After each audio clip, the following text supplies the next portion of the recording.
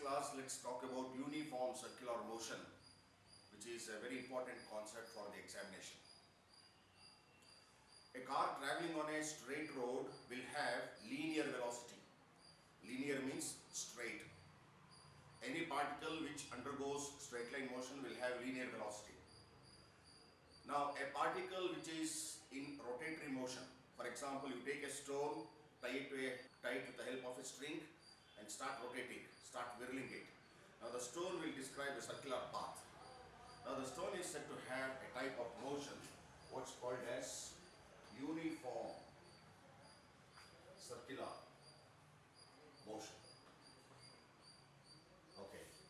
Now, before understanding this lesson, let's also understand some of the important terms that are related. The first is angular displacement. Angular displacement. What is meant by angular displacement? I'll give an example. You take a string, tie it to a stone and start rotating in a circular path. Say for example, this is the center of the circular path in which a stone is tied with the help of a string. This is the stone. And now the stone is initially at position A. And you start whirling it and let it whirl for some time, say for t seconds, and then come to position B. Now join OB. OB is called radius vector. Radius vector. Now, the stone describes some amount of angle at the center, noted by theta. Now, theta is called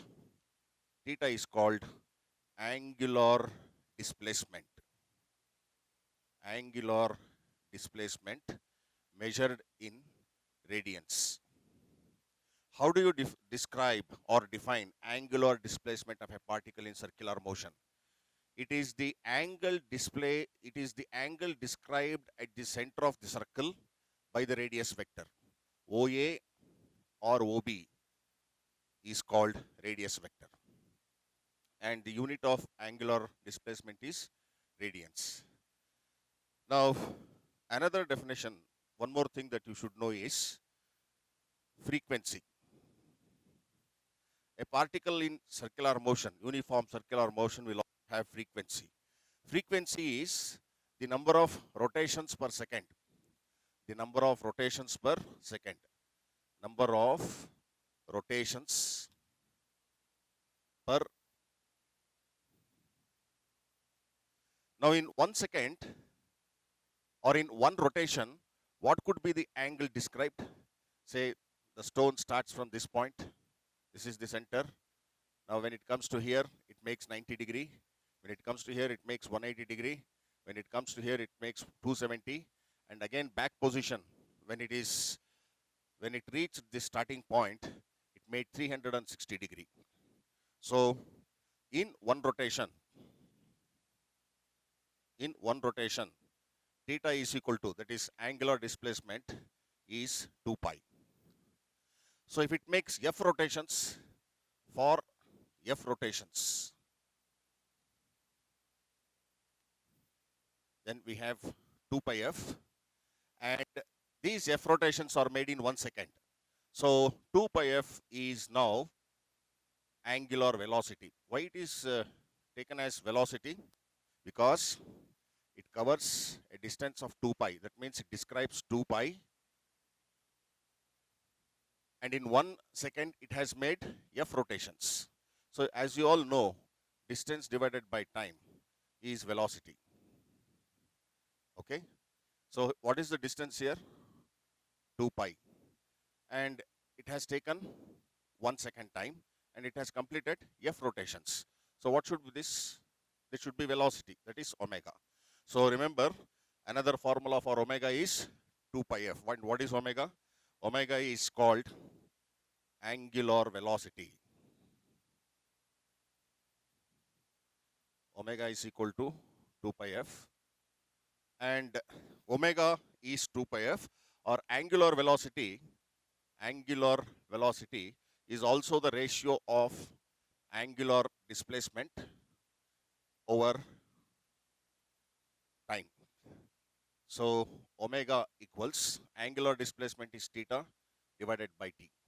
So remember this relation also. Omega is expressed as the ratio of theta to t, or it is also given by 2 pi f. And the fourth one is now reciprocal of frequency is period denoted by t.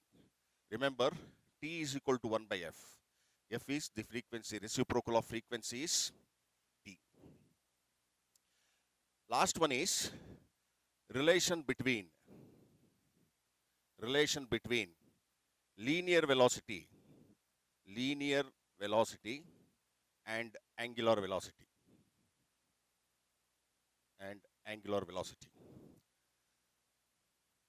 If we learn this relation, then only we can learn the next set of derivations. As usual, let me take this figure itself. Let the stone be at position A. After some time, it comes to position B through rotation, and it let t seconds time to travel from A to B by describing angle theta at the center. Now, linear velocity is length of arc length AB, divided by and time that it has taken to cover that arc length, that is t seconds. Linear velocity is denoted by v. This is the linear velocity. Linear velocity is denoted by v. V is equal to arc length. What is the formula for arc length? In trigonometry, you have learnt that the length of the arc of a circle of radius r describing an angle theta at the center is S is equal to r theta. R theta is the arc length. So I take r theta here for the length of the arc AB divided by t. That is r into theta by t. What is theta by t? Theta by t is nothing but omega. That is angular velocity. So what is the relation connecting linear velocity and angular velocity? V is equal to r omega. V is linear velocity, omega is angular velocity.